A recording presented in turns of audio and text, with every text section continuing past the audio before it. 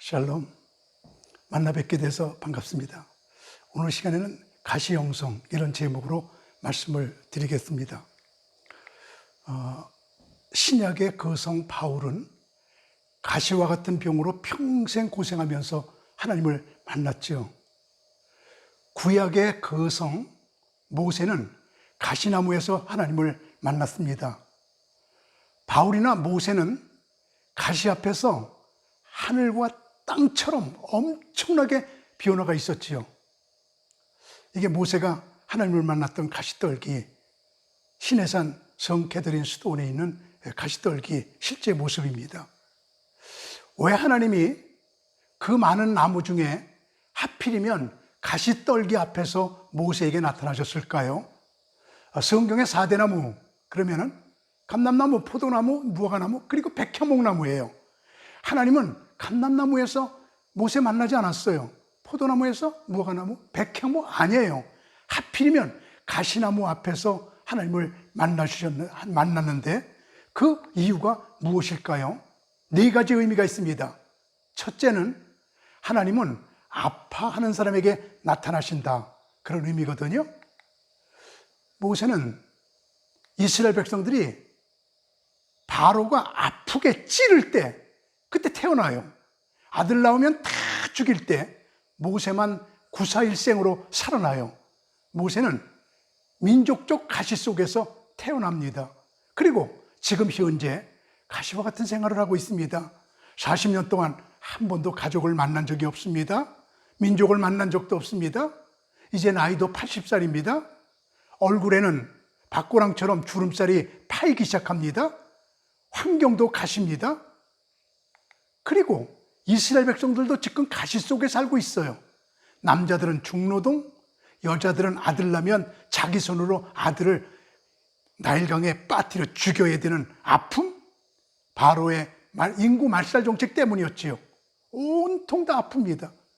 하나님께서 가시나무에 나타났다고 하는 그 분위기를 볼 수 있지 않습니까?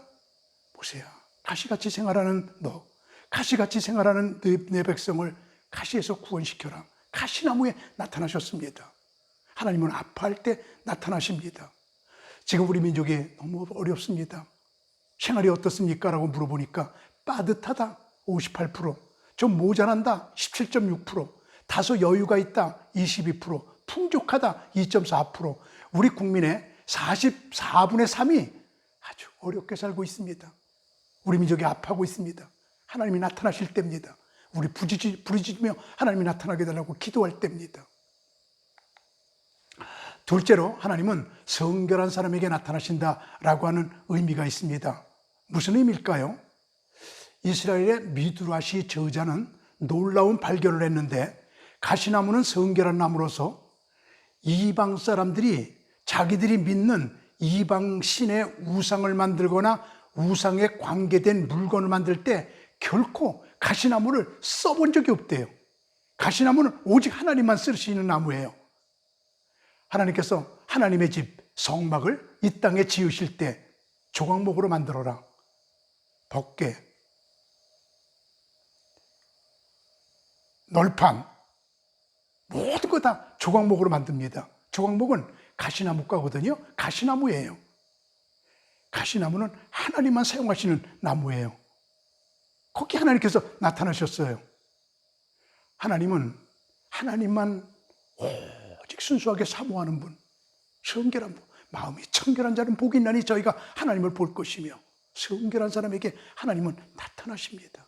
하나님은 깨끗한 그릇만 쓰십니다. 그래서 미국에서는 3G로부터 성결한 사람을 하나님이 사용하신다고 말하고 있습니다. 골드, 글로리, 걸, 돈으로부터, 명예로부터, 이성으로부터 깨끗한 사람을 하나님은 사용하십니다. 세 번째로 하나님은 고독한 사람에게 나타나신다고 하는 의미가 있습니다. 가시나무는 나무 중에 고독한 나무입니다. 가시가 있어서 새들이 앉지 못해요. 근처에 가시가 있어서 짐승들도 오지 못해요. 밑에 가시 때문에 풀도 자라지 못해요. 고독한 나무예요. 하나님은 고독한 사람에게 나타나신다. 지금 여러분 고독하고 외로우십니까? 하나님이 나타나실 때입니다. 제가 봉쇄수도원에 들어와서 생활한 지 어느덧 2년이 돼 갑니다. 그때 들어올 때 주님께서 제게 조용히 물으셨습니다. 강문호야, 내가 은퇴하고 나면 2년 동안은 인기 충만일 것이다. 오라는 곳 많고 교회에 얽매이지 않고 마음껏 다닐 수 있다. 최고 행복한 시간이 온다. 그러나 2년 정도 지나면 시들어진다. 찾는 사람 없고 갈 곳이 없어진다. 그러나 2년만 봉쇄수원에 들어가서 고독과 싸우면서 너의 영성을 기르면 너를 찾는 이들이 겹겹이 몰릴 것이다. 어느 걸 선택하겠느냐? 저는 말할 것도 없이 후자를 선택했습니다. 그리고 봉쇄수원에 들어와서 2년 동안 아무 색하지 않고 고독과 싸워가며 하나님과 영성을 쌓아갑니다. 아토스 영성 훈련에 사람들이 모이기 시작합니다. 하나님은 고독한 사람에게 나타나신다는 의미가 바로 가시나무에서 나타나신다는 것으로 표현되어 있습니다. 마지막 네 번째로 하나님은 보호하여 줄 사람에게 나타나신다는 의미입니다. 중동 지방에는 가시나무 그러면 첫 번 생각나는 것이 울타리나무입니다. 중동 지방은 지중해성 기후예요. 그래서 바람을 맞지 않으면 습해서 살 수가 없어요. 그래서 집을 지어도 산 위에다 지어요. 바람을 맞으려는 거예요. 이스라엘 동네들은 거기가 산 위에 생깁니다.